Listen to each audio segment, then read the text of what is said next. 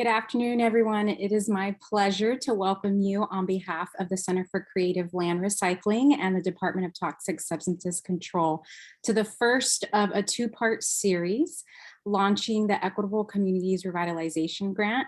We are really excited to have you here today. We've been seeing just some amazing projects and getting some amazing questions from people all over across California on how they can have a successful application. And we are really excited to be with you today to really go into the details of everything. My name is Natalie Nava. I am the new program manager with the Center for Creative Land Recycling. Next slide, please. For those unfamiliar with Sinclair, we're the only national nonprofit solely dedicated to land reuse. And Sinclair has been doing this for over 23 years here in California, started in California. Our mission is to promote the sustainable, equitable, and responsible reuse of underutilized and environmentally impacted properties. Next slide, please. Today, this is our agenda for this webinar. Miriam from DTSC will be going over the guidelines, scoring, timelines. We'll briefly right now, I'll go over how you can sign up for free technical assistance sessions with Sinclair. And of course, at the end, you will be able to ask questions. Please feel free to ask questions in the chat, and we'll be keeping track of that. And for anyone who couldn't make it, we'll be recording this and sending this out. So please sign up for the ECRG email list so that you can get any recordings. Next slide. So briefly, just to go over Sinclair. Sinclair has been working with public agencies, nonprofits, tribes, and private organizations, like I said, for over 20 years. Mostly, well, really all over California to work on EPA grants. And so we're really excited to be partnering with the state to focus on ECRG. And so we'll have a number, not only this two-part series, but our revitalization specialists, we have 4 people on our team, will be covering other things like scoring, as well as how to work with the regulatory agency, getting your budget in order for the application. And so we'll have more webinars for that. So that's another reason to sign up for our email list. And pretty much we can provide one-on-one technical assistance, 30-minute sessions with at least 2 revitalization specialists. And Devin will put that link in the chat for you to sign up for that technical assistance. Next slide. So here is our BTAP team. We have our 4 revitalization specialists at the top and our program staff at the bottom. And all of our revitalization specialists are brownfield experts. A lot of them have different specialties. And so just look out for our future emails so that you can learn more about how you can get specific support on all your questions. Next slide.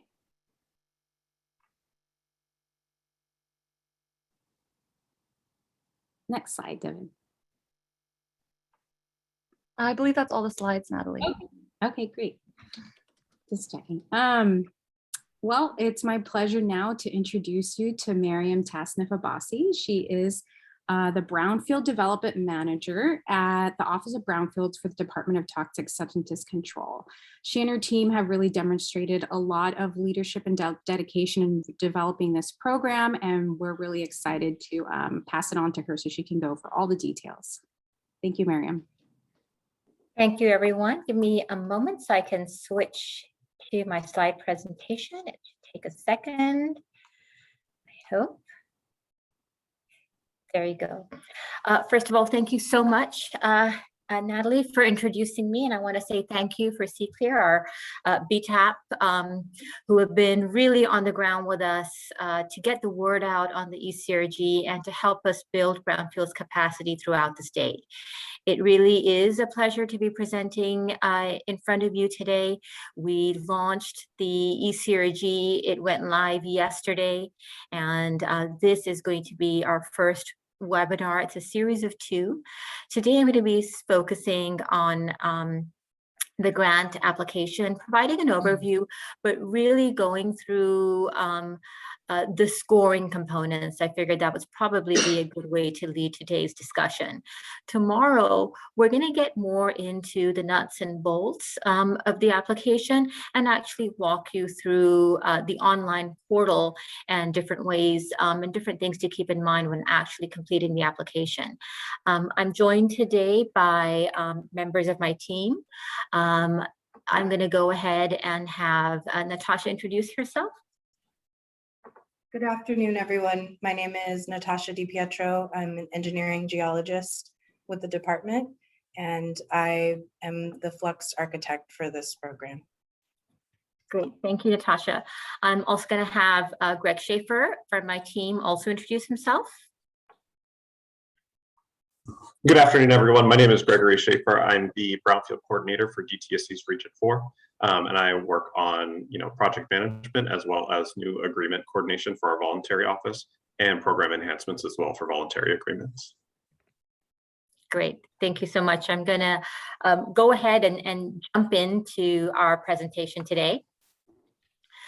First of all, I kind of wanted to let everyone know, a lot of you have heard me talk about this before, but for all of the people who are not familiar with our program, I wanted to share with you sort of where this program came from. In mid last year, the governor signed the Cleanup in Vulnerable Communities Initiative and allocated $500 million to focus on cleanup and build up of idle properties throughout the state. And the priority of this program really focuses in on vulnerable and disadvantaged communities. So we've got several different programs. The Equitable Community Revitalization Grant, which is what we're talking about today, has an allocation over the next 3 years of about $270 million. And then we have a few other programs, including an internal-facing discovery and enforcement program that focuses on dry cleaning sites. We've got a workforce development program that is going to be focusing on using local talent to perform some of the work that is going to be needed through the various CVCI initiatives. And then we've got some other programs, both technical and non-technical. The next slide is not something I'm going to go through. It's pretty tiny writing, but for anyone who's interested in the overall Cleanup in Vulnerable Communities program, this is kind of like a good cheat sheet with contact information, allocations, schedule, purpose, and really how we're trying to build a more equitable California through the implementation of these various programs. So this is more in here for just for your information if you want to explore it a little bit more. Most of the information is also up and running and available on our website for the various programs. So I'm going to go through a lot of this information fairly quickly. The first thing that we always like to kind of start with is who can apply for the Equitable Community Revitalization Program. So we have any kind of public entity, counties, municipalities, cities, towns, school districts, special district, councils of government. So there are a lot of different public entities that fall within this definition, and they are all considered to be eligible applicants. Tribes, they don't necessarily have to be federally recognized, and also nonprofit organizations. This doesn't really speak to like the specific eligibility on you as an applicant, but it's kind of like the applicants and their relationship with the site. The applicants do have to demonstrate that they are exempt from circle liability. That specifically means that they have the paperwork to show that they did their due diligence before they took title to the property, and that they didn't cause or contribute to the contamination that exists at the site. I won't really be covering that in today's presentation. The application itself walks the applicant through a series of questions, a series of combination of affirmations and questions about how the property was acquired that automatically helps the applicant demonstrate that liability. I did also want to point out that tribes do not have to demonstrate that kind of exemption from circle liability, but they do still have to affirm affirmed that they didn't cause or contribute to the contamination. There are several affirmations in that regard that exist in the application that help the applicant build that exemption. There is a recognition that even though we focused on some of the more common demonstrations of exemptions, there are some other exemptions that are available through CERCLA. And if that's the case, then we advise you to just give us a call and discuss it with us before you take the time to complete the application. Sites that are eligible, that they have to meet the definition of a brownfield, which inherently has a component of contamination. So any site whose use or reuse is made complicated by the presence of real or perceived contamination. And so the reuse component is important. And so the property must be planned for some sort of reuse. And we don't require ownership, but we do require that the owner of the property authorizes the activities that are going to be conducted under the ECRG. So if you're a potential developer, for example, a nonprofit developer of a site that's owned by the city, then we want to see that relationship has already been formed and there's permission from the city for you to access the site. We need that recognition from the ownership access agreement or different vehicle to provide access to the site has to be provided to us as part of the application. We are focused on sites that are located in high Callan wire screen areas. Callan wire screen, for those of you who aren't aware, is a database that's been developed that layers different type of socioeconomic data, demographic data, along with data indicating varying levels of pollution burdens. The higher the CES score, the more burdened that community is considered to be. And so our primary focus are the areas that score 75 percentile and above. And so we're looking for reuse that's either slated in one of those high Callan wire screen areas. The site reuse could benefit a tribe, which we're trying to make that its own category, recognizing the difficulties and special circumstances related to tribe and tribal land use. For sites that have below 75% scores, they have to indicate that the planned use provides very significant benefits to a vulnerable community or an underserved population.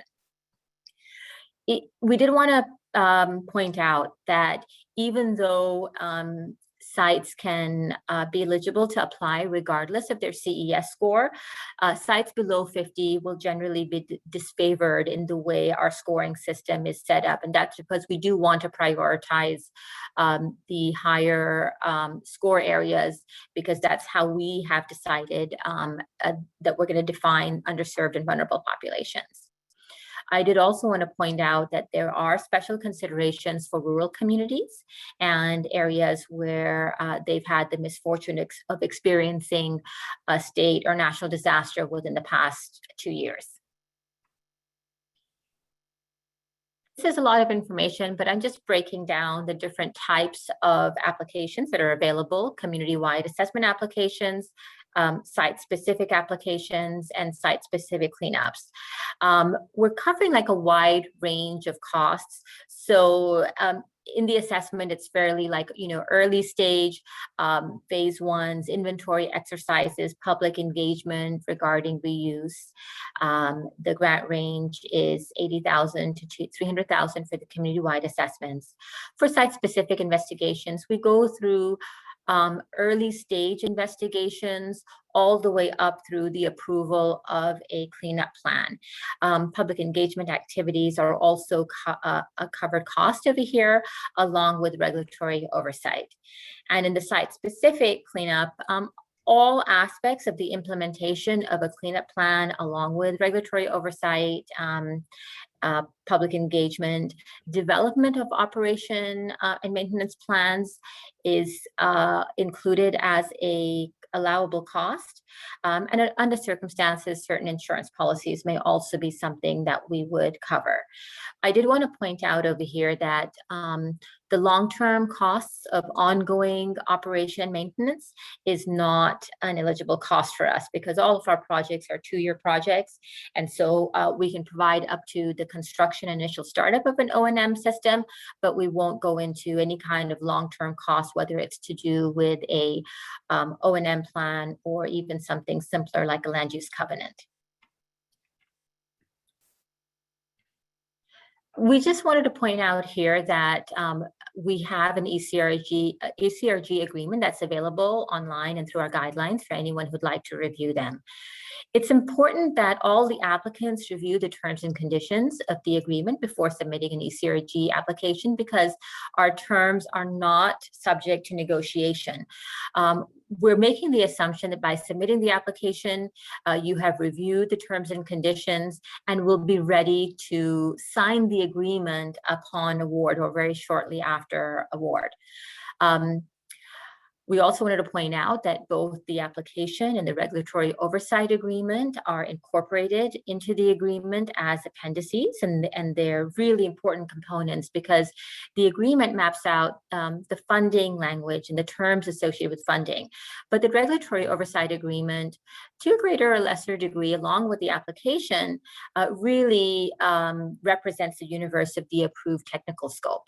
So please make sure that you and whoever is eventually from your organization going to be signing the agreement, make sure that they read those terms and conditions and have it be reviewed by whoever the subject matter experts are within your organization before submitting the application. We also want to point out, just for tribes, if any tribes have particular concerns with the terms of and conditions of the agreement, just contact us. And there's definitely conversations that we will always be willing to have with tribal to address specific tribal concerns. There's so much information that's available on the ECRG right now. The guidelines are pretty lengthy because we try to capture everything. And I was wondering, what would be the best way to go through today's session. So what I was thinking is that I'm starting with our scoring criteria. So you can see the points that are available for the different types of applications and the different score values per application question category that are available. And so as you can see here, there's kind of like varying level of points available for community-wide assessments, investigation, and cleanup. I'm going to ask Sebastian to jump in for a moment and just talk about our process for equalizing these scores through the scoring Absolutely, process. Mariam. Can everyone hear me? I just got a confirmation of sound from somebody. Yes. Yeah, we can hear you. Thank Yes.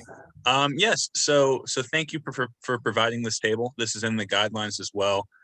So just a note that these values are subject to change as we do take a look back at how the scores spread out across the applicants. But you can see there are different expectations for the different types of grants. For instance, a community-wide grant isn't expected to have many of these reuse questions answered because they're still at the assessing stage, whereas the cleanup grant, we're expecting there to be a timeline to the reuse of the site. So that being stated, with the different weights of the questions, the total amount of points does vary. So in order to compare the different grant types, we're going to be dividing the numerator, so the available points, by the denominator, the value that you see here, and comparing the grants on a percentage basis. So just again, there are different expectations, and the application does vary a little bit from grant type to grant type, but you can still see sort of the consistent criteria, and ultimately on the next sheet, you'll see the rubric of how we're evaluating these different questions. So anything else you'd like me to touch on here, Mariam? No, I think that's good for now. Thank you so much, Sebastian. No problem. And so I'm going to go through these one by one, but we've broken up the application into different categories, and these categories are how we're going to be scoring the application. So the first category is more automatic. It's related to the points we're going to be awarding based on the site's CES score. next component and area of focus for us is really the bulk of the work that's going to be conducted under the ECRG. So how ready is the applicant to conduct the assessment or the investigation or the cleanup? Do they have a well-articulated scope, and do they have the capacity to do the work? There is a series of questions on community alignment, engagement, and planning. A lot of questions, a series of questions kind of get us to the point of how much work has been done to engage the local community, the elected community, and what are the plans for future engagement. There's a strong focus on making sure that the projects that we bring into DTSC are focused and have their eye on achieving equitable outcomes. And these series of questions help us get to that point. Reuse readiness is a separate category. That's when we more specifically try to understand the reuse that's being proposed for the site. For those of you who heard me speak before, I'm really emphasizing for the use of this money going from cleanup to build up. And part of the way we're doing that is by asking these questions about reuse readiness and attaching scores to how ready the applicant is to get to that build up plan. We do have some questions related to contracts, assuring equity in the contracting process. And the last piece that I'll touch upon is our focus on making sure that these projects have an eye on achieving equitable development and are willing to make some commitments about equitable development. This is the rubric that we're going to be using internally to score our points. The way we have it set up is that we've got 3 categories of responses on a 5-point scale. They're the high quality answers that have a point scale of 4 or 5. These are really looking for well-articulated answers where the questions are complete and thorough. The applicant understands what it is that we're asking for and provides responses that meet the ethos of the ECRG and our overall goal of creating equity and alleviating environmental justice burdens. There's the sufficient category that has a 3-point value and a low quality category that has a 0 to 2-point value. The way it's set up is that points will be multiplied with the maximum score allocated for the question. I'm actually going to have Sebastian jump back in and go over this matrix for us. Absolutely. I think you did a good job of explaining it, Miriam, but we're dealing with a lot of different questions, a lot of different types of questions. So we just wanted to share an example of ultimately how we're judging it. So just to the right, we're indicating that there are some 10-point questions, some 20-point questions, and even a 30-point question. So we still will be using this rubric. Just for instance, if the question was valued for 5 points, but it was worth 30 points, then we'd be timesing that 5 by 6 to calculate the final value of 30. So if they had a point value of 4, instead they'd ultimately get a 24 on the question. Great, thank you, Sebastian. Thank you for walking us through that. And I did want to take a pause and walk you through what our process is going to be.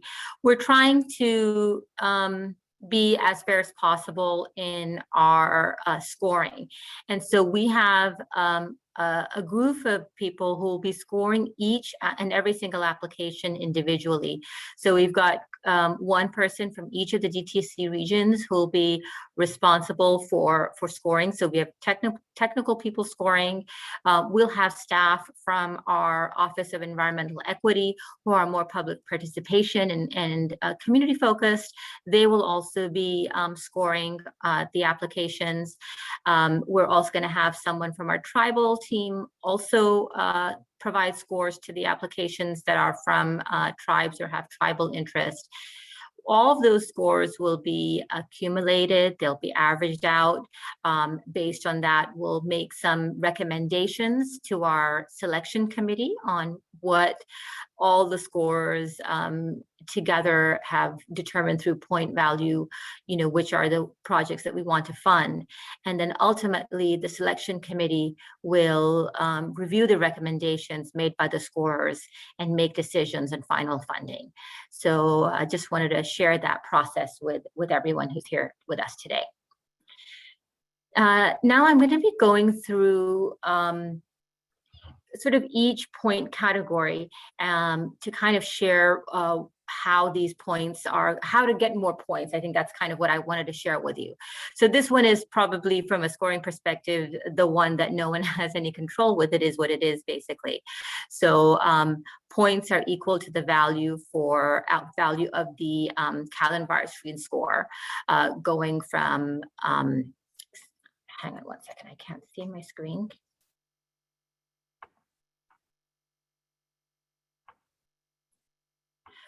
Sorry. So points are, you get a point anywhere from 51 to 100, depending on your Callan-Barr screen score. Now, if the Callan-Barr screen score is 50 or below, this is where I was talking about sites with lower Callan-Barr screen scores are going to be disfavored. And that's just because we did want to focus on the higher areas, the higher score areas. So the way we do this is that 2 times the CS score minus 50 will be used instead to calculate the points. It's just the way we had that set up. But for tribal applicants, regardless of what their CEUS score is going to be, we'll be awarding 100 points, once again, in consideration of the special circumstances of tribes. We will also have points available for sites that have had the misfortune of experiencing natural disaster, either federal or state natural disaster, within the last 24 months. There is a resource that we use to verify this that's going to be available both in the guidelines and in the application as well. And there are also going to be some additional points available for counties defined as 60% or more with a county rurality level by the US Census. So they're up to 15 points are available. I think it's 5, 10, 15 points that are available for rural sites using it's kind of like our geography-based scores. This next category, it's really about the ECRG work. This is the technical work. This is how we score how well the assessment or the investigation or the cleanup has been articulated in the application. We want to see the applicant's capacity to get the work done and complete it within 2 years. Things like, do they have a consultant already on board? Is their regulatory oversight agreement already in place? It is actually required. But those are some of the ways that are going to help us gauge how ready and how likely it is that the applicant is actually going to implement the scope that they're committing to in the application. There is a schedule table for the ECRG that I'll show in the next slide. And we also have a question about the ECRG budget here. I'm actually going to ask maybe either Natasha or Greg. I'm going to skip back before we get to schedule. If one of you can maybe talk about what we're requiring in the budget for the ECRG for this category.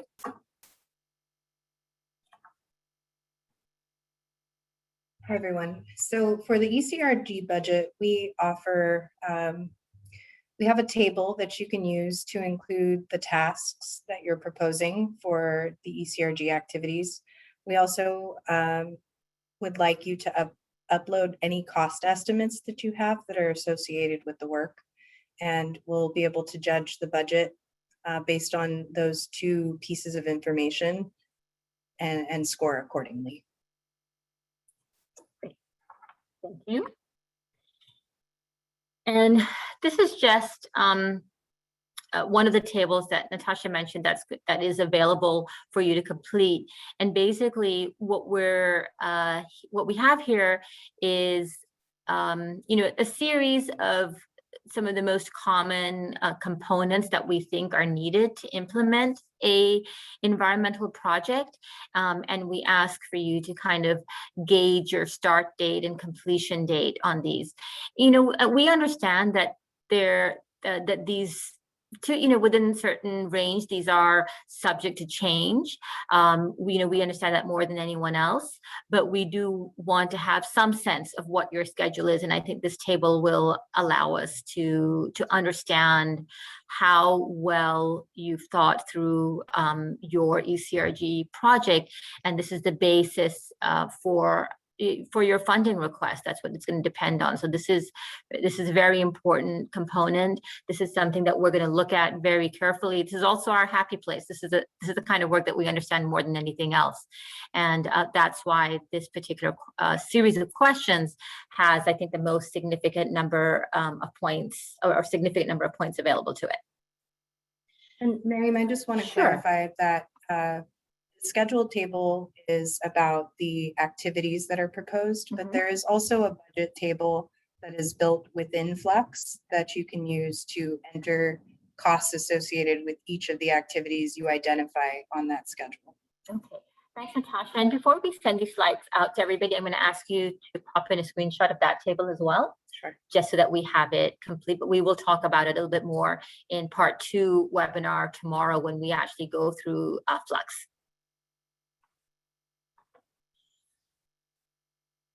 Okay, so the next piece really goes into not the reuse portion, but really what the communication has been with the local officials, with the community groups. We want to understand if they've been consulted and how they're reacting to the project. We want to know who the supportive groups and advocates are, not necessarily people who are actually actively engaged in either the cleanup investigation or even the construction of the reuse, but who are, for different reasons, they have an interest and a stake in the project.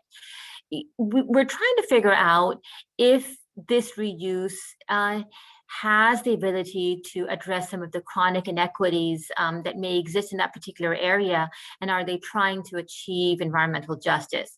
Communication and understanding what the community's desires are, all of these are such an important component of understanding like what the landscape is and what the community landscape is for this particular project. And I think there's going to be additional questions about, sort of planned engagement as well. So we have up to 75 points available for this particular question. One of the things that we you'll see this when you get in the application, we'll talk about it tomorrow as well, is that we recognize that there are projects out there that for whatever reason may have some people who are pushing back against it or groups that are pushing back against it. We ask the questions in a way that we understand that happens, and we want to know about that as well. So that's why we're talking about sort of consultation and reaction. We're not necessarily asking just about people who support the project, because we think it's important to be realistic. We just want to know that the community and the officials have been consulted. And that's how you can build, I think, a good point score basis for this particular section of questions on the application. Reuse readiness is also really an important component. We have up to 50 points available for this series of questions.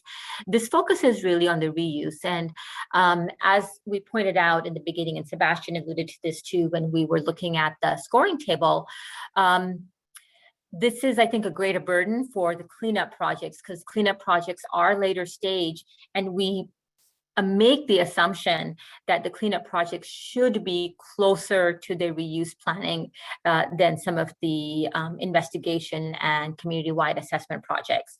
So we ask questions about zoning. Is the zoning for this piece of land currently compatible with the reuse, or is a general plan amendment required? Because we recognize that general plan amendments sometimes take long, and we ask them questions to understand if there is an amendment in the works, how long is that going to take?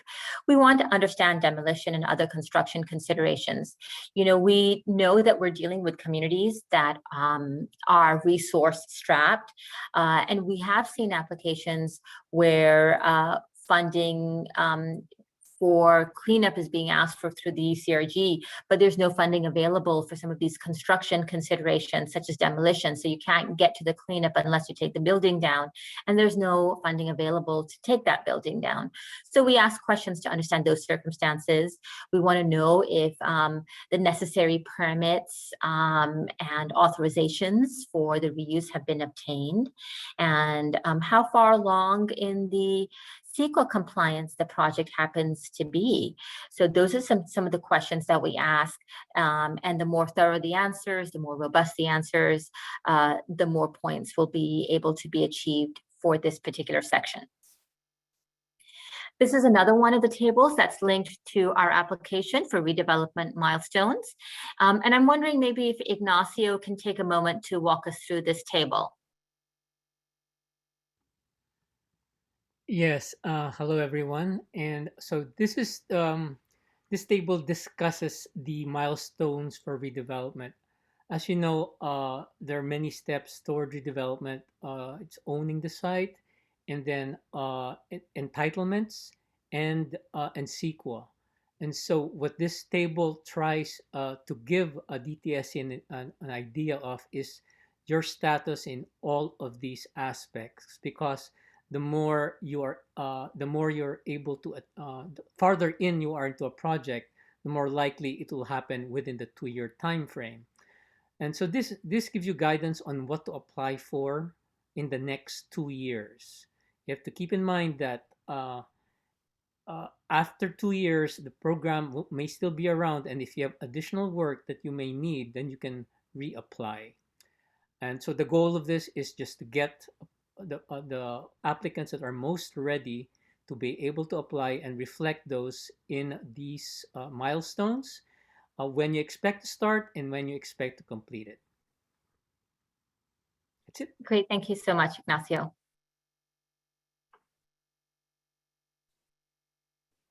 Okay, so contracts is, I think, the second to last category that we look at for points. We want to see competitive contracting for any contract over $10,000. We want to make sure that the organization has practices to ensure competitive pricing. If there's a contractor already on board who's going to be doing the ECRG work, we want to know if that contractor was selected through a competitive process. And if there are going to be new contractors brought on to do the ECRG work, we want to know how that's going to take place at all. You know, we recognize that like our agency, our process is quite complicated, and sometimes, at least from an internal perspective, it feels rather onerous, but it does ensure competitive pricing. Any of the consultants that we have on board have already gone through a very rigorous competitive competition in order to be able to work with us in the first place.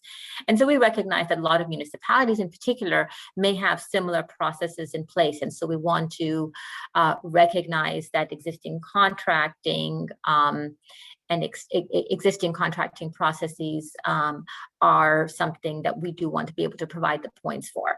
And also, of course, if there's smaller organizations that are more agile and more nimble, even if you don't have a competitive process in place, we would like to see that be incorporated for any of the new ECRG contracts.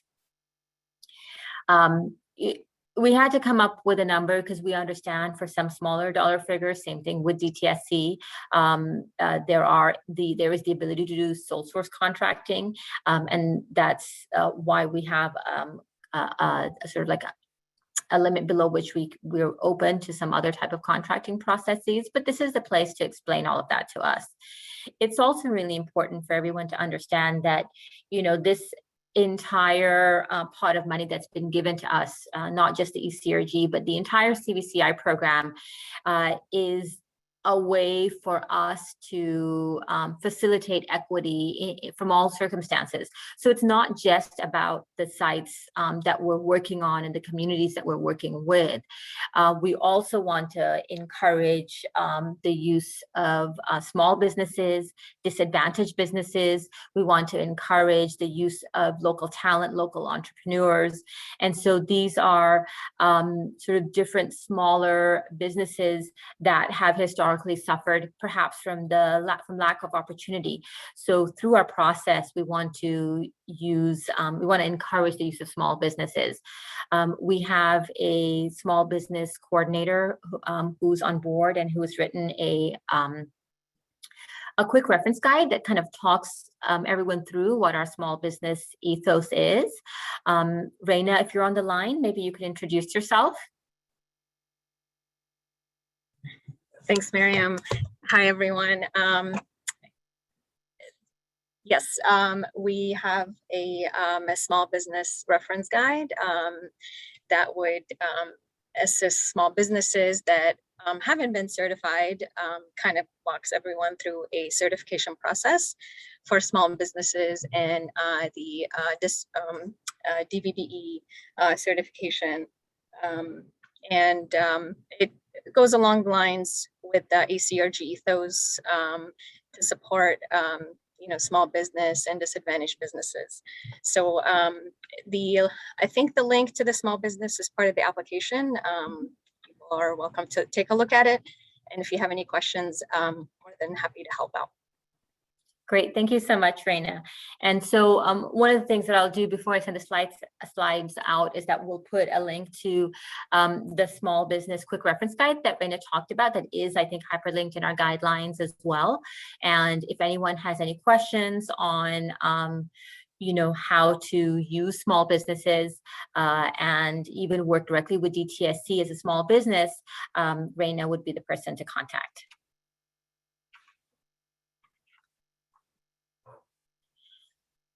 So I think this is our last section on points. We have up to 30 points available on equitable development commitments. This is an area that I think is relatively new to me and I think to DTSC because we're not in the land use or land reuse space. We are a group of scientists and engineers and geologists that really focus on the investigation and cleanup side of things. But we understand that oftentimes because cleanups have historically been so expensive, they often lead to displacement of indigenous populations or the pricing out of indigenous populations from homes that they have occupied for generations. And so we're going into this program recognizing that, and we want to facilitate equity in the reuse that comes from or as an after effect of the ECRG.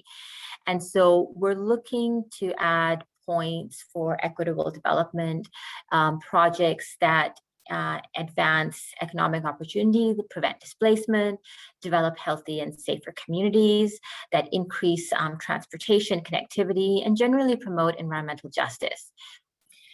We spent a lot of time trying to figure out what these commitments would look like.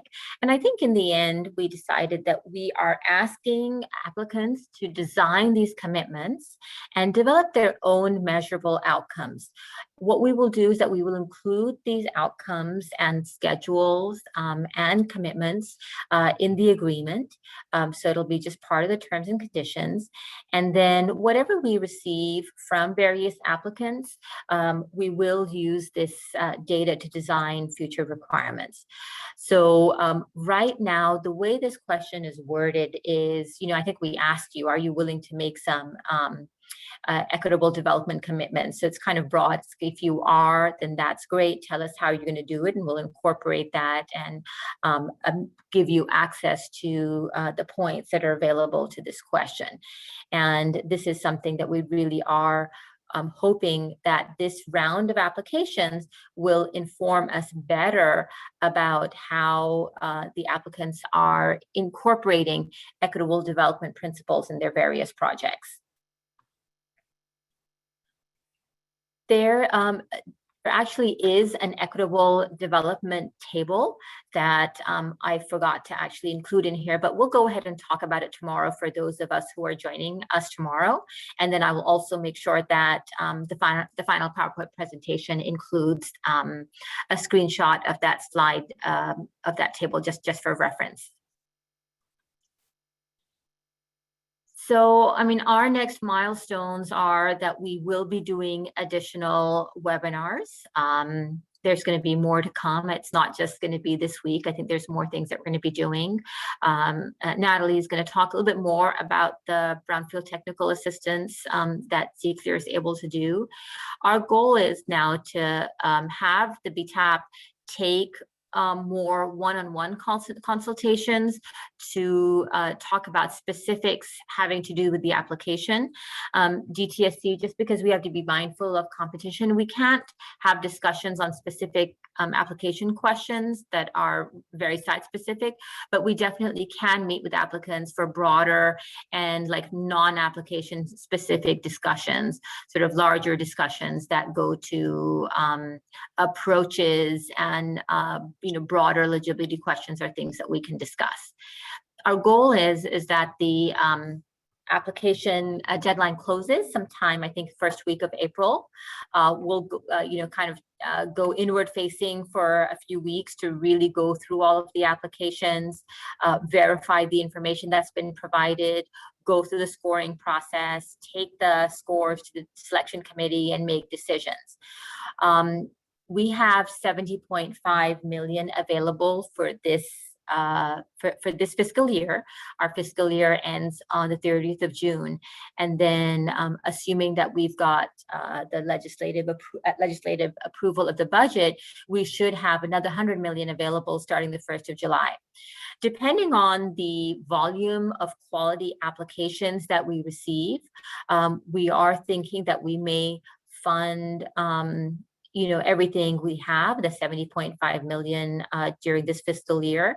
And if there are other projects, a number of projects that score high and overall meet the ECRG ethos and have approval of our selection committee, then those may be a series of projects that start a little bit later in the calendar year, but after our fiscal year. So those are some of the things that we're considering. It really depends on the number of quality applications that we receive in this round.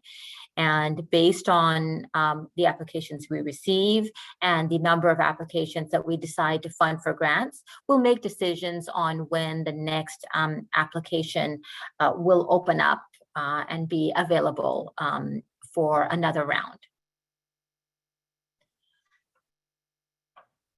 One of the things that I'm really excited about is going out and meeting with communities.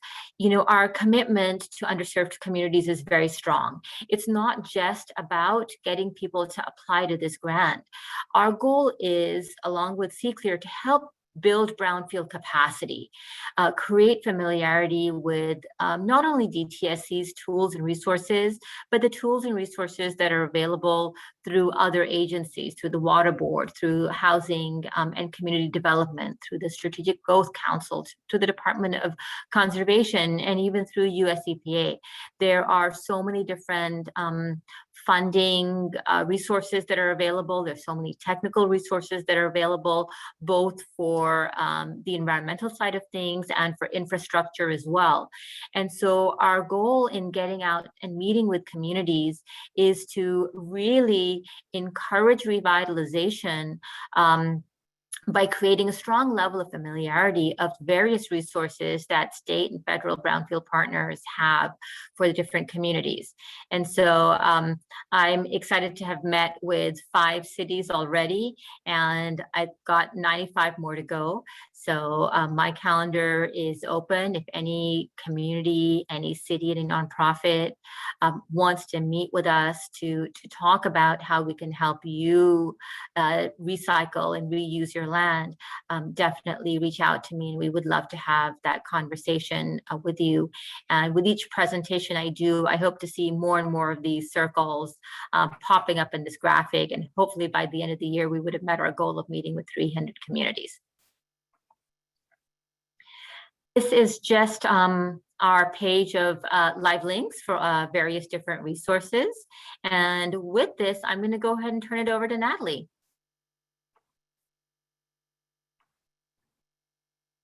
Thank you, Miriam. Yeah, well, really, I just wanted to remind people that Sinclair is here to provide technical assistance and really to, like Miriam was talking about, really build long-term relationships. This is the first year of this program, and so we are here to listen and help you all throughout the process. And you can sign up for a technical assistance session on our Calendly and email or call us as well. But really it is about listening to what your needs are, not just for this round of applications, but for the future. And so with that, I would love to get to answering some of these questions that we have. So I'll pass it to Miriam and Sebastian and Ignacio. Excellent. So Miriam, are we ready to begin the question and answer? Yes, we are. Okay, sounds good. Please forgive me on the line if I mispronounce your name. Just please know I'm doing the best I can. So to kick us off, Kelsey Jessup would like to know, how do you define underserved populations? Thank you. That's a really good question. We are using our Calendar screen scores to help us make that definition. So that's how we're defining underserved areas. Underserved population is something that we don't have an actual definition for. We're waiting to see what we see from these applications and kind of determine it on a case-by-case basis. Miriam, if I could just jump in as well too. I think Sure. during the application itself, we are asking people to define their own vulnerable communities and tie the planned reuse to how that vulnerable community will benefit from the specific reuse that's being proposed. So a part of it is, yes, the Calendar screen scores, but another part of it is up to the applicants and their individual communities. Great, thank you for jumping in on that, Greg. Okay. Jennifer Dart was wondering if she should still apply if her site is below the CES 50% score. Yes, you're still eligible to apply as long as the other qualifications are met as well. I think that it's important to know that those projects will only be considered if they are providing some kind of community use. So I'll give the example of a park perhaps, or a affordable housing. 100% affordable housing is also another use that we're looking at. So you definitely should apply. You may want to reach out to us to have a broad conversation, or if you want to talk more specifically about your site, please sign up for some time with Sinclair, and they can give you a better sense of whether or not your reuse is one that will have some consideration in the application process and the scoring. Absolutely, well said. So the CES score definitely negatively impacts the score in that case. But if the site is eligible and the project makes sense, you should still definitely apply. So next question from Michelle Whitman.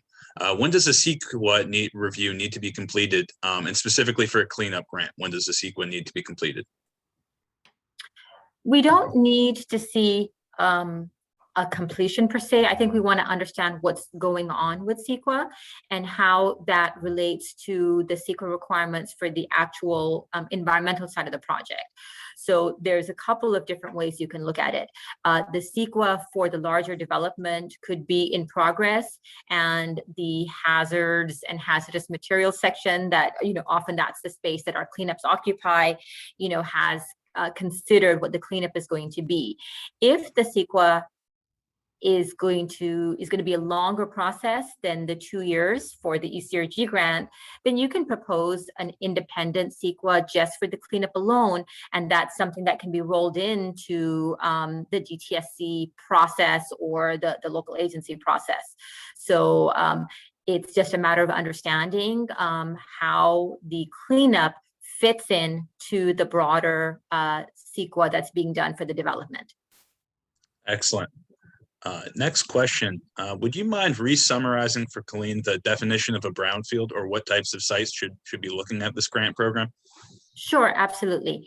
A brownfield site is any site where the use or reuse is made complicated by the presence of real or perceived contamination. That's a really broad definition. I think the key things to think about is the site, there has to be some reason to believe that the site has contamination based on historical use or where it's located, or the fact that it's been vacant for a long time and you don't know whatever happened there. And it has to be planned for some reuse. So there has to be something in play that says we need to use this property for some broader kind of development project. And we do on our in our guidance have a list of ineligible sites. So Superfund sites, sites that have active enforcement orders from us or a different agency. I think federally owned properties, former military sites. So there's a bunch of different site types that are ineligible, and definitely take a look at the guidelines to double check that as well. Okay, excellent. The next question was just a clarification on what needs to be completed in the Fluxx application. Does the applicant need to complete both that schedule table and the additional budget table within Fluxx? Yes. I see Natasha nodding her head. Natasha, you want to jump in on that, please? Sure. So the schedule, excuse me, the schedule attachment is a new addition to the Fluxx application for those of you that participated in the pre-qualifying application. However, the budget table was previously there and should still be completed along with any cost estimates uploaded. Excellent. Thank you, Natasha. And I'll add that if the applicant has any supplementary schedules or budgets that they've prepared for the project, that they can upload that in the additional information, and it could absolutely help DTSC review your project if there's valuable information in there. Okay, next question from Monica. Are we supposed to hire a consultant prior to completing the application? Or is a CES score above 75 enough? And I believe she implies enough justification or reason for hiring a consultant. And just to let you know that Ignacio did respond back to Monica, just to let her know that she can reach out to Sinclair to understand who are some of the consultants that she could engage in furthering her application or in understanding the ECRG grant. Okay, great. Thank you. Thank you, Sebastian, for clarifying, to Ignacio for responding, and to Monica. So Monica, broadly, I'd say that having a consultant on board is important because it indicates that you're ready to go ahead and jump into the ECRG work if we go ahead and give you the funding. And so, you know, having an arrangement or a contractual arrangement with a consultant should you get the grant, that is important to have in place. How you decide to go about doing that, that's up to you, and that's something that you'll have the opportunity to explain to us in the application. But certainly, if this is something that you want to learn more about, I would go ahead and reach out to Sinclair and have them help you figure out what would be the best way to do this. Thank you, Miriam. Okay, next question from Miguel Vasquez. I understand the ECRG funds will trigger prevailing wages for the environmental work only. Can you clarify the sources and trigger for prevailing wages? I have a project that does not require prevailing wages. And there was another question about prevailing wages as well. So there's certainly a lot of curiosity and interest on this. Great. Thank you for asking that question. For any work that ECRG pays for, prevailing wage will be required, even if it isn't a requirement for the broader project. We hope that by asking for this just for the work that we pay for, it doesn't trigger anything else bigger or broader. We're not asking for prevailing wages to be applied for the entirety of the cleanup or the investigation. We're not asking for it to be applied to the reuse component of this project. We're only asking for it for the work that we're going to pay for. And so we ask that you include that in your budget estimate that you provide, that we just talked about a little while ago.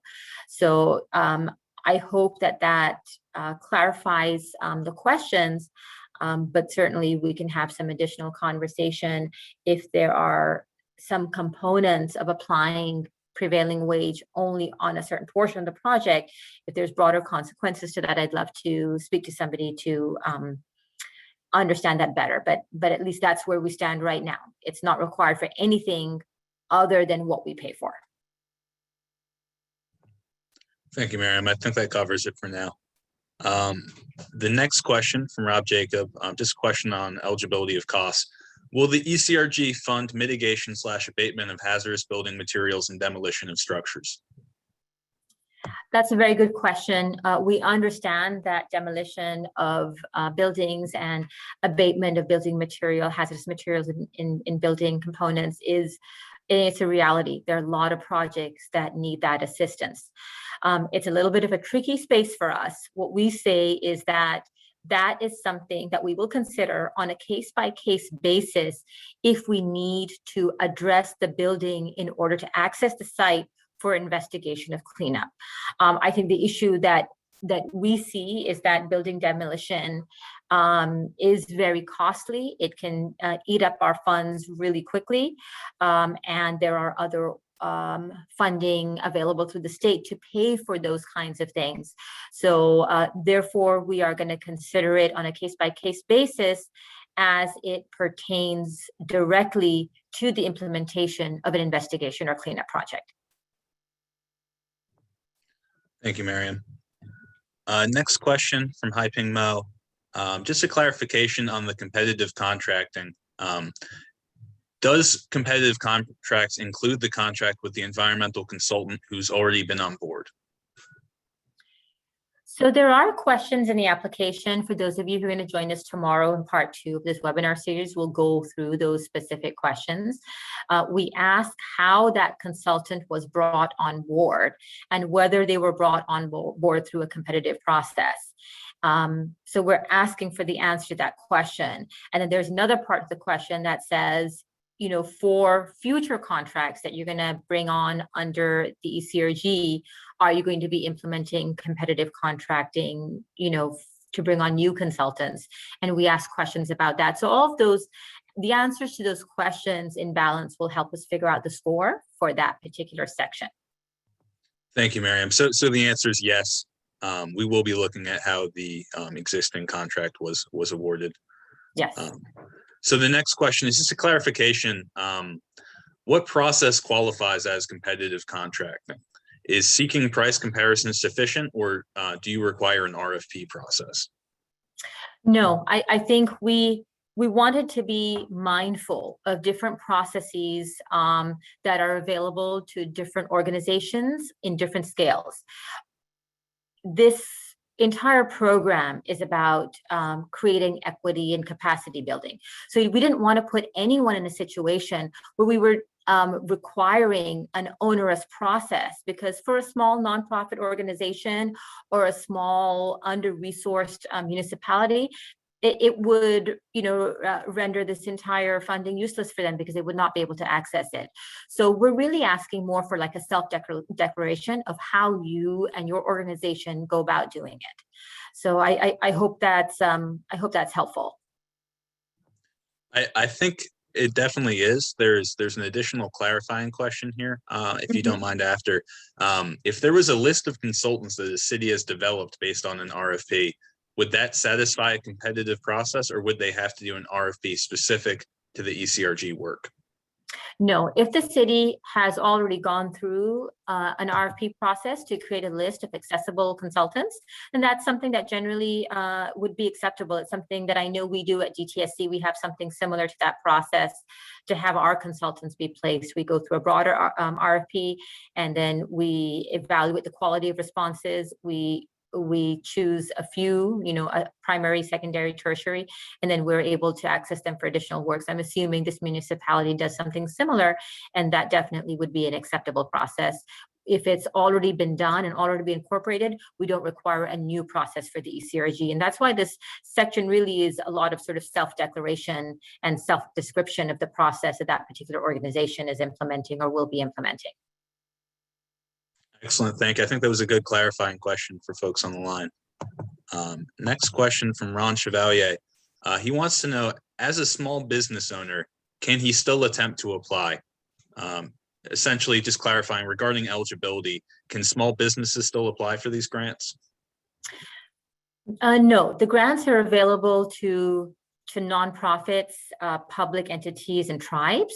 And so in order to access this grant for environmental work, you have to fit in one of those three categories. Absolutely. Well said, Maryam. And I'll just add that, it is possible to partner with an eligible applicant and form a project team and still pursue the ECRG that way. Yes, thank you for clarifying that. No problem. Someone would like to know, when do you think these slides or webinar will be available?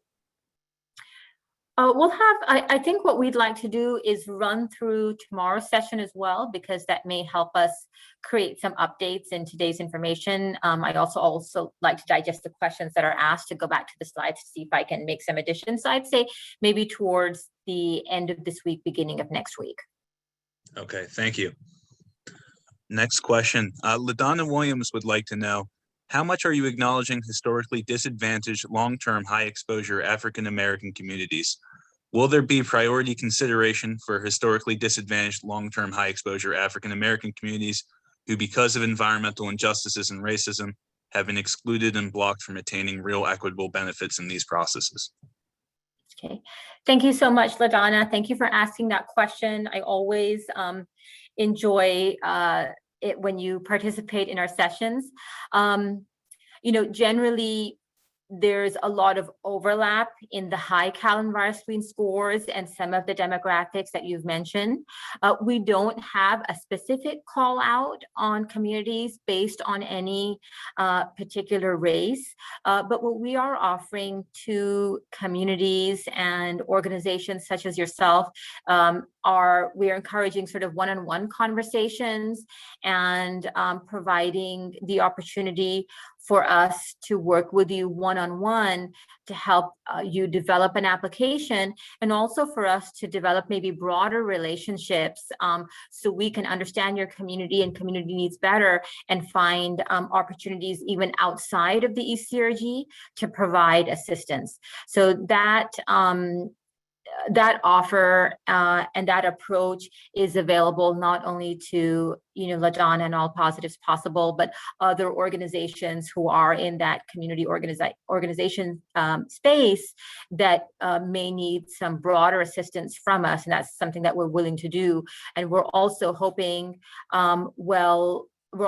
for these other organizations that some of the other CVCI components that are currently being built that are more community focused, that there's going to be a little bit more for some of the community organizer entities to take advantage of some of those other programs. Thank you, Maryam. So the next question, just a question regarding timing. If the first round of grants will be announced in spring 2022, when will the funding be available? So the funding will be available. Which is basically at what point are your expenses going to be covered by the ECRG? That's going to kick in as soon as your grant agreement is signed.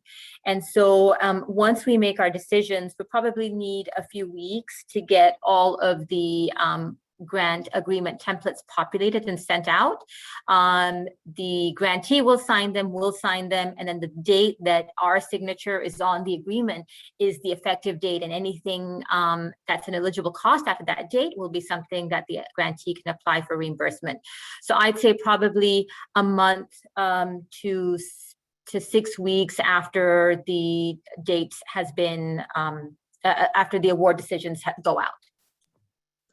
Thank you, Maryam. I think that's a good answer, given the lack of a crystal ball that can pick out exact dates, right? Yep. So next question, just a clarification. How will the funds be awarded? What is the means of reimbursement? So the reimbursement process works we're asking all of the grantees to batch their invoices. They're going to be sent to us actually through the Fluxx portal. We're currently going to be building that out.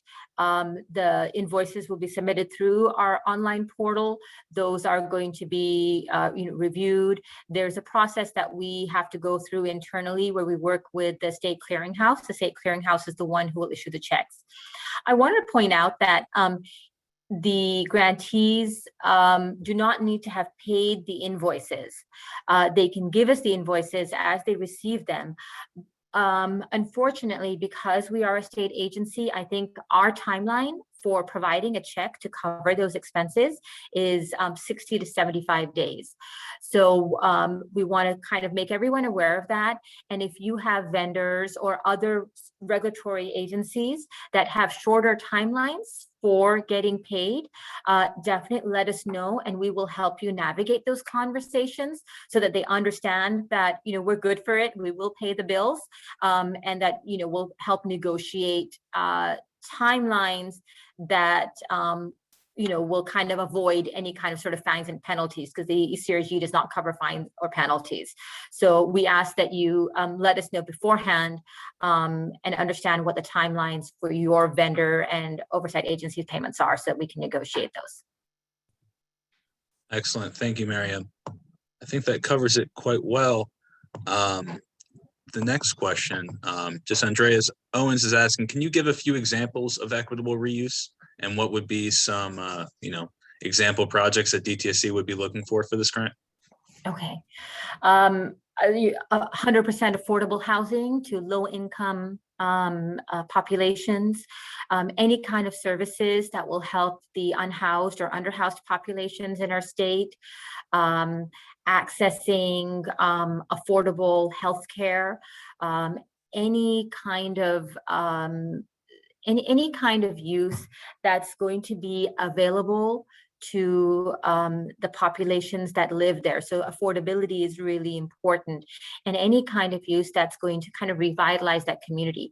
We generally are looking at community uses, nonprofit uses, parks, affordable housing, but we also recognize that there's some infrastructure uses that are also important. So transportation hubs, train stations, bus stations, anything that's going to increase the mobility of the populations that live in that community are also really important. And we're also learning, things like, putting up maybe markets in food deserts. Those are some of the other things that we realize that in order to even have affordable housing in a particular space, certain resources need to be made available. And so building the infrastructure to support more housing for a community that's at a level that community can afford, those are also some other considerations.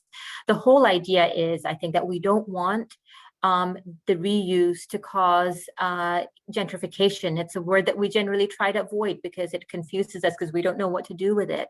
But I think that's what equitable development is about. It's to take some of this negative history of pricing out communities from their own homes because of the reuses that have been brought into those spaces. That's what we don't want to support. We want to support reuse that's going to uplift the community that lives there first and foremost before it fans out to other populations and demographics. Thank you, Miriam. And I just want to confirm in Andrea's question, affordable housing, parks, and community centers are all three great examples of equitable reuse. Yes, absolutely. Thank you. Yeah, I have a question. I'd just like to add something on that equitable use. For instance, if you have a food desert, then a community garden or a community market would be equitable. So just reason out why you think it's an equitable reuse, and if it makes sense, then definitely would be considered. Thanks, Ignacio. That also reminded me of one of the questions we have in the application that Greg Schaefer pointed out earlier. When you're proposing a reuse in the application, we ask a question like, why does the community need that particular use? And I think that's where you want to incorporate these aspects of equitable development and highlight them. Absolutely, and good point, Ignacio. You know, the ideal reuse could really vary from area to area and what the needs of the community are. Absolutely. So the next question, Marianne, and please let me know if this is too specific and we should follow up. Is the CEQA required on tribal trust land, which is considered federal? Can a NEPA substitute? My first answer is I think so, but I think that should probably be a specific follow-up. I'd like to follow up with my tribal group and get back to the asker with that answer. Excellent. So Rob Jacob on the line, we'll follow up with you just to make sure we get you a quality answer for this question. Next from Justin Goodrich, he's wondering, is it typical to have a lot of upfront costs before turning in an application? Specifically wondering if there's going to be any cost generated for the CEQA component. Can you repeat that question? Is the asker asking if costs need to be generated prior to the application? Yes, essentially wondering, you know, essentially either how much money will the application take to prepare, or also how far down the line will the application, you know, push the applicant. Essentially, they're just wondering about upfront costs in general. I see what you're saying. Having not been on the applicant side, I can't say 100%. We've tried to design the application in a way that the applicant kind of talks about where they are at right now and where they think they're going to go. And I wouldn't say that anybody should do anything specific just for the sake of the application. We try to ask questions to understand what's already being done or what's planned to be done. I think approaches and future work can be made more competitive. You know, if you're considering the ECRG grant, there may be certain components that are things that we are expecting that you might want to incorporate, and tell us that you're going to be incorporating this, and maybe really make the effort to describe how they're going to be incorporated. I don't necessarily encourage you to implement work just for the sake of the application. Yeah, just to amplify that, and Miriam didn't stress this, but again, the cleanup grants have stress more where you are, how advanced you are. So if you've already done CEQA activities for that, then of course that would get you more points. If you're applying for a cleanup grant and you're not quite along on CEQA, then you might not be as competitive. If you're doing a site assessment and or a community-wide, the CEQA activity does not get doesn't have quite as many points, and so it's not quite as important in a site specific assessment or in a community-wide. Thanks, Thank you, Ignacio. Ignacio. Okay, excellent. The next question from Ron Chevalier again. Does this cleanup include idled and or orphaned oil or gas wells? So wondering if an eligible site could have oil or gas wells on it that need to be abandoned or cleaned up. I think that if the only cleanup is just the abandonment of wells, I don't think that qualifies, because it's not necessarily that's something entirely within DTSC's jurisdiction. I think there's oil and gas that takes care of that. But if that's part of a broader and larger cleanup and the site is slated for reuse and redevelopment, that's definitely something that we can consider. Okay, thank you. So now, just to let you know, I'm done with my Word document, going directly to the chat now. I'm going to read them out in order of which they appear. Screen them a little bit, but the first question: if approved for funding from the ECRG for both site investigation and site remediation, does the funding come with an expected time of use, ? A deadline, and if so, are extensions of probability? So I'll answer this question. First, the applicant would have to choose whether to apply for a site investigation or a site cleanup grant.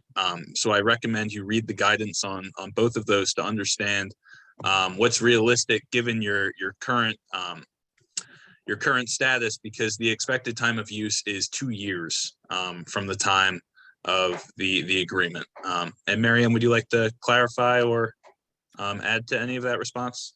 Yeah, the only thing I'm going to add is that there's not really a deadline for expectation of funding because this is a reimbursement grant. You're going to be sending, the grantees are going to be sending in batches of invoices. We'll cut you a check to pay those invoices. So there's no date by which a large amount of funding is going to be made available. It's just not that type of grant. So is an extension a possibility if they foresee ECRG activities past the 2 years?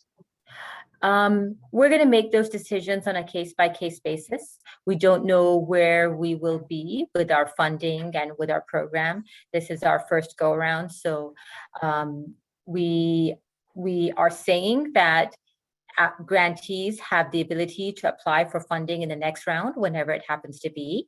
We're also keeping an option open that grantees may have the ability to request time extensions and additional funding. Time extensions, I think, are going to be very, very difficult. Additional funding, if available, is something that we may consider. Also depends on how much funds we have available. So there are a lot of maybes associated with my response, simply because right now it's our first go around. So we just don't know where we'll be once these projects are being implemented. Absolutely. So just to reiterate, extensions and, additional project changes are all subject to the availability of project funds. Next question from Louis Rodriguez. Does the city need council approval or consent to apply for the grant? No, council approval is not, we don't require it. Whatever the city requires to submit a grant application is what we're okay with. We just have to make sure that obviously the person who's going to be signing the agreement is the one signing the grant application. But yeah, we don't require a resolution if your city does not require it. Thank you. A question on prevailing wages. Could a city use already hired staff to save on prevailing wages? So there's a provision. We have a 5% project management fee. So 5% of your total ask can be to cover funding for people within your own organization. We did not anticipate any of this work being conducted by the organization staff or the grantee staff.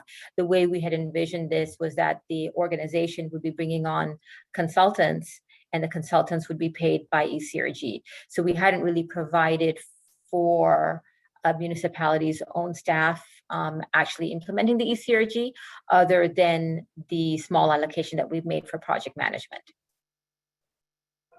So I guess the question, if their staff was implementing the ECRG activity, would they be subject to prevailing wages? I think they would, but I think that this is a question that we would like to maybe follow up on. I'd like to have a one-on-one conversation to understand the circumstances a little bit better. Absolutely. So Lucy, if you're on the line and you'd like to talk this through to really understand the scenario, we will reach out. Yes, and also it could be, if it's a planning type program, like a community-wide assessment and or a site-specific investigation where you're doing environmentally related planning, then maybe Miriam, that might be the situation they're asking about, where they're doing more planning type activities as opposed to public works type activities. Okay, we haven't considered that as an option. So we have to understand it better and see how we can address it. Okay, makes sense. We have a question here. I think this is probably more follow-up, but Maria Lara was wondering, what are the types of funding available for the state for demolition and asbestos, since they're not primarily included in this grant? I think that housing and community developments IIG grant, I believe it's the infill and infrastructure grant. I think that they have some money for that. I think that the Strategic Growth Council may also have some funding for that additional work. We are, I I'm not 100% sure about it, but what we'll do is that we'll look up the contacts for those different programs, and we'll include them somewhere, maybe as additional resources before we get the slides out. Okay, excellent. Stephen Stower wonders where we can find the grant agreement to review, which is now, I believe, on the DTSC website. And I think it's a little bit further down in the chat. So just reading this out loud so anyone else can access the ECRG grant agreement, which Anthony has provided in the chat. The next question, are we going to be allowing for advanced payments? So instead of an invoice, is it possible to see, a bill in advance of services? I don't know. I don't know. I'm going to have to follow up with our contracts people to see if that's something that we would, we'd be able to do. So can you remind me to ask Jennifer about that, please? Yeah, we'll follow up. Okay, sounds good. So that's to follow up with Maria Lauer, and we'll add this question to the FAQ as well, because it is a good one. And I'm sure there's a lot of interest and details on how exactly the reimbursement works. Because ultimately people want to make sure that the bills get covered. Yeah. So the next question from Jake Potter, which could be a repeat of the question before, I'm not sure. Do we need a city council resolution for grant acceptance if awarded? A city council resolution. A city, once again, like I answered for the application, it's really whatever your process is. So if your process requires it, then that's what you got to do. And if your process does not require it, we don't need it. We just need someone to sign the application, the same person to sign the grant agreement, and then start, doing the work and invoicing us. So we don't require anything beyond that. Great, thank you.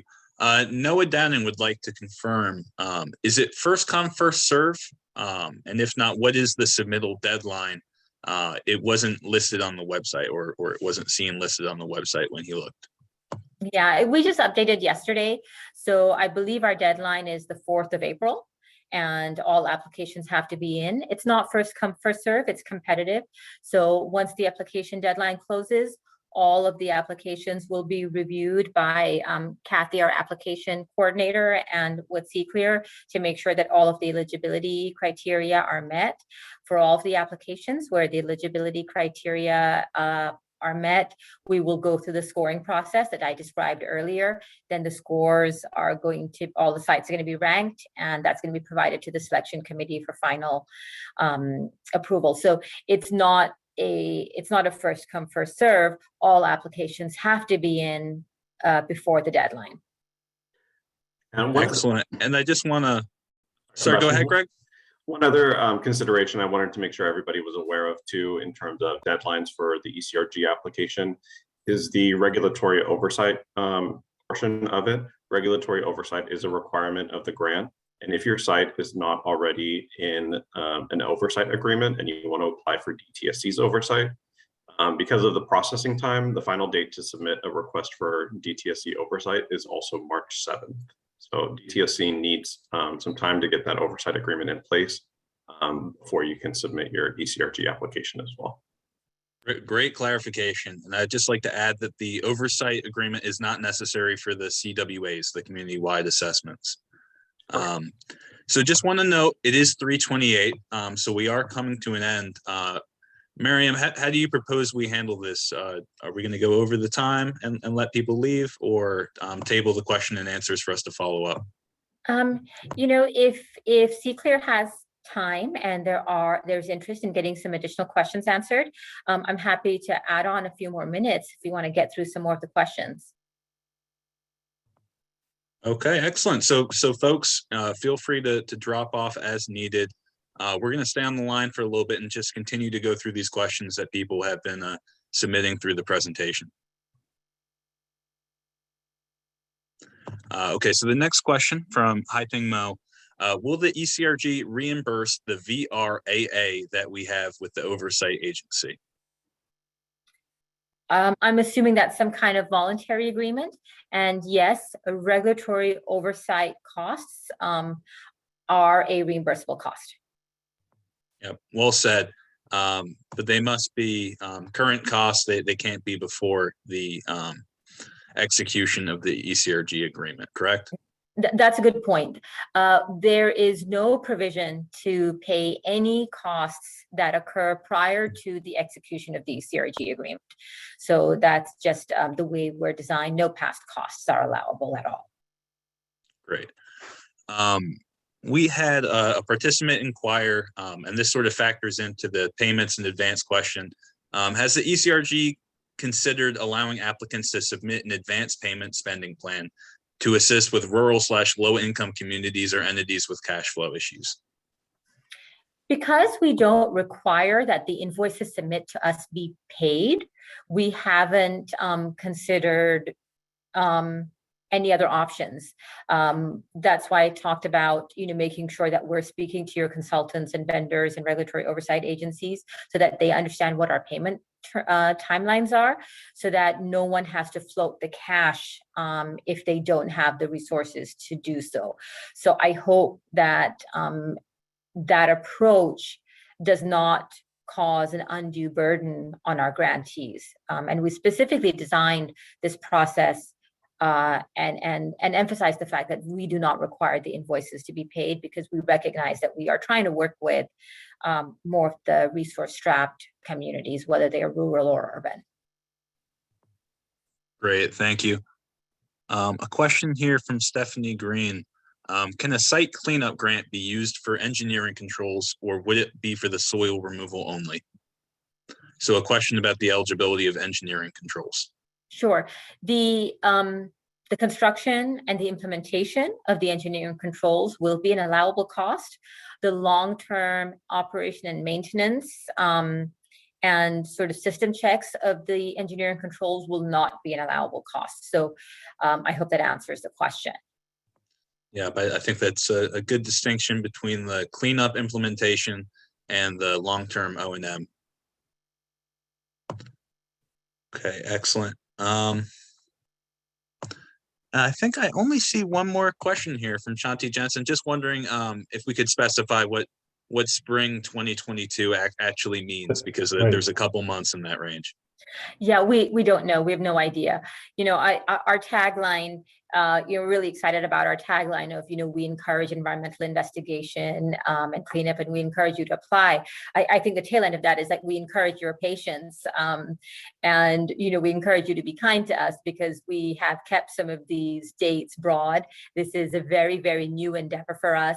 We don't know how long things are going to take. And we've noticed just with the pre-qualifying round that we completed in December, that we were planning on doing that originally sometime in October. So recognizing that schedules change, we put these really sort of broad schedules out there on purpose, because we're not sure exactly where we'll land. Thank you, Miriam. We have another question, just wondering, again, going back to the CEQA aspect, and this might be too project specific. Are CEQA costs eligible to be paid before applications are turned in? I'm in from a very small resource conservation district that would find it difficult to pay for a CEQA upfront. No, like I mentioned before, we cannot reimburse any costs that occur prior to the execution of the grant agreement. Thank you. Okay, and the last question I see, bearing any more, from LaDonna Williams: how do you really envision small CBOs and their community projects to be competitive or receive real benefits against government and city entities who will be applying? That's a really good question. We've asked the questions. A lot of our questions, especially the narrative ones, talk about community need. We want to understand community need, what community needs are. We want to understand community engagement. We want to understand how people are reacting to the project. And I think that a lot of those questions should be should be answered equally by nonprofit organization or small community versus a municipality. In addition, we know that, I've told Sinclair that small community-based organizations really do need to get the priority when it comes to their time and their effort, because that's really those sorts of like resourced or strapped organizations are ones that we want to really provide the most support to. So we hope that we can provide additional support by making Sinclair's time and resources available to help your organization construct the best possible application. Yes, just to add to that, LaDonna, I'm assuming it's not your organization that's applying, but other groups or other organizations, and we have seen them apply, and we can basically read between the lines of where they would need help to be more competitive. And so those are one of the things we're looking out for. We're structuring it so that we can give them the most help and prioritize them, but they have to reach out to us. And so, or we will try to find them. And that's part of the outreach that Miriam is doing and that we are doing. So please refer them to us. We have already arranged for some of that kind of assistance to some of the communities that will need deeper help. So that's, and without knowing specifically what the needs are, I can't go into generality. So please, we can have a conversation or have them call us, and we'll find a way to make them more competitive. Excellent. Thank you, Ignacio. And yeah, Natalie just posted in the chat the link if you do need this technical assistance or any help with your application. I see 2 more questions have popped up. Miriam, do we have an eligible project total from the pre-application round of how many millions of dollars was requested in eligible projects? I know the total requested was 143 million, just under 143 million. Do you remember what I think the eligible project ask was close to, don't quote me on it, but I think it was around 110, about 110, 115 million generally is where we landed. Most of the projects that we got in through the pre-app were eligible and met all the requirements that we had outlined at the time. Excellent, thank you. Could you clarify what is a regulatory oversight agreement? And again, could you maybe distinguish how that might vary between the 3 different types of grants? Sure, yes, absolutely, I can do that. For environmental investigations and environmental cleanups, we are requiring that either a local agency, DTSC, or the water board be provide oversight for that project. And that's usually done through some sort of either a voluntary agreement or an order. Enforcement orders would basically render you not eligible for the ECRG because orders are sometimes complicated and have different kinds of timelines and the kind of aggressive timelines that we're looking at. So if you have a investigation or cleanup in mind, you can contact either the local agency, DTSC, or the water board, and regardless of who you contact, there is going to be a discussion between the 3 agencies anyway as to who that project is going to land with, and then based on that decision, an agreement will be set up.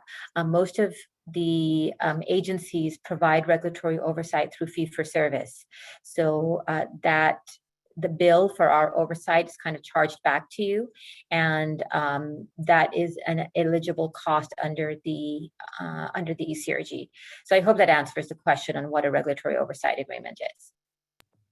Yep, excellent. Thank you, Miriam. And yes, please, Maria, reach out if you have any more questions on how the regulatory oversight piece might apply to your site.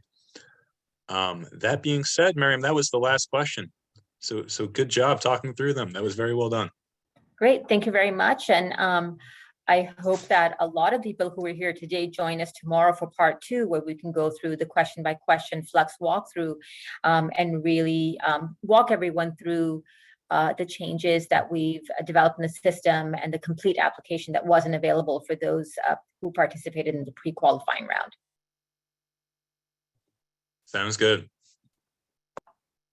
Thank you, everyone. Thanks for joining us today.